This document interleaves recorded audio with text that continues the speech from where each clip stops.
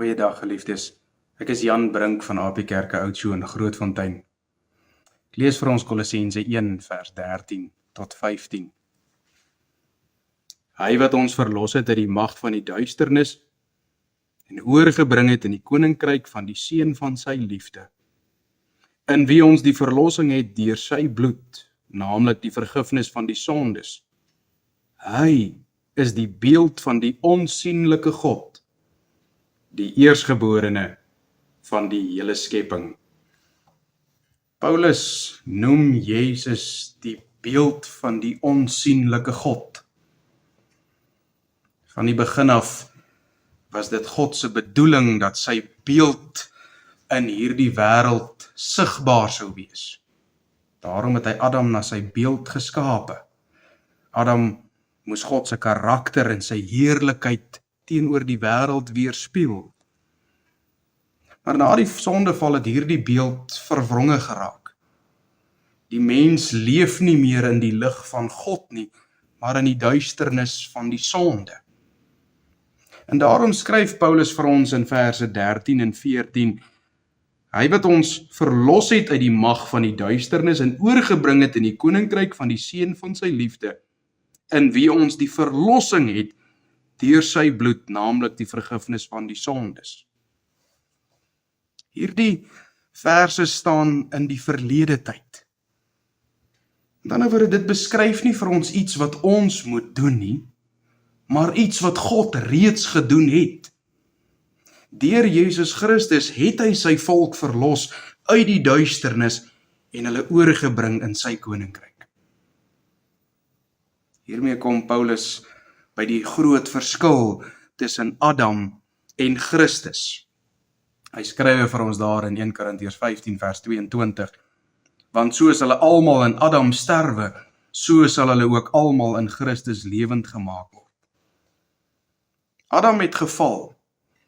Die beeld van God wat in die mens moes wees, is deur die sonde verduister.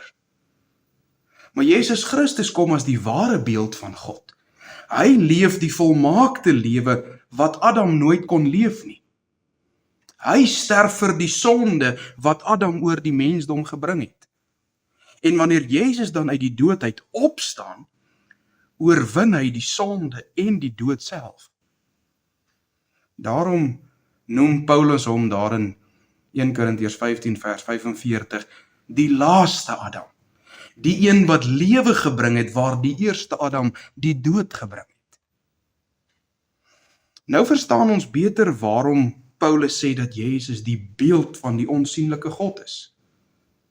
Ons Here Jezus kom nie bloot om vir ons net iets van God te vertel nie. Hy kom om God self aan ons bekend te maak. Alles wat God is, sien ons in Jesus Christus. Dink 'n bietjie daaroor. Wonder jy of die Here medelydend is? Kyk dan na die Here Jesus wat die malaatses genees. Wonder jy of God mag het oor die probleme in jou lewe? Kyk na die Here Jesus, wat selfs 'n storm stil maak net met sy stem. Wonder jy of God bereid is om te vergewe? Luister na die Here Jesus wat daar van die kruis af bid, Vader, vergeef hulle. Dalk wonder jy, hoe voel God oor kinders? Kyk na Jesus wat hulle na hom toe roep, sodat hy hulle kan seën. Dalk as jy hartseer en wonder hoe God voel oor die dood. Kyk na Jesus en sien die trane wat hy stort by die graf van Lazarus. Wonder jy of God sondaars wil red? Luister na Jesus se uitnodiging in Matteus 11. Kom na my toe, almal wat vermoeid en belas is. Daarom sê die Here Jesus vir ons self in Johannes 14 vers 9, almal wat my gesien het die Vader gesien. En watter troos lê nie vir ons daarin. Ek en jy hoef nie te wonder hoe God is nie. Ons hoef nie uiteindelik ons eie idees oor hom te vorm nie, want God het homself aan ons bekend gemaak in sy Seun. Wanneer ons na Jesus kyk, sien ons die Vader. Wanneer ons Jezus se woorde hoor, die woord van God hoor ons die Vader. En wanneer ons Jezus se liefde, sy genade, sy heiligheid, sy ontferming sien, dan leer ons die hart van God ken. Vriende, daarom is die oproep van hierdie gedeelte vir ons vandag baie eenvoudig. Kyk na Christus. Leer hom ken. Want hoe beter ons Jezus Christus ken, hoe beter ken ons God.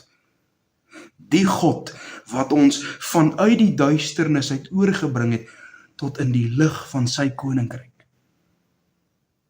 Kom ons bid saam. Almagtige Here, dankie vir die verlossing wat U vir ons bewerk het deur ons Here Jezus Christus. Dankie dat ons U mag ken deur Jezus wat homself aan ons openbaar vanuit die woord. En dat die Heilige Gees daardie waarheid in ons woon en in ons werk. Sterk asseblief ons geloof sodat ons U elke dag beter en beter kan leer ken. Amen.